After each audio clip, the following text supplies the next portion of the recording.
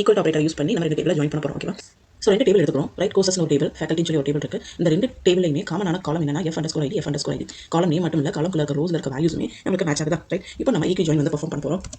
First select star கொடுத்தாச்சு from டேபிளோட name. Right, so டேபிளோட நேம் வந்து ரைட்டாக மென்ஷன் பண்ணிக்கிறோம். ஸோ கோர்சஸ் கமா ஃபேக்கல்ட்டி அப்படின்னு சொல்லி கொடுத்தாச்சு. ஃபைன். ஸோ ரெண்டு table name. So where condition கண்டிப்பாக நமக்கு தேவைப்படும் அப்படின்றது நமக்கு தெரியும். ஏன்னா நம்ம பண்ண போகிறது ஈக்குவல் ஜாயின். ஸோ வேறு கோர்சஸ் டாட் F_ID காமனான காலம் ஈக்குவல் நம்ம யூஸ் பண்ணுவோம். ரைட்டா? So faculty dot F_ID.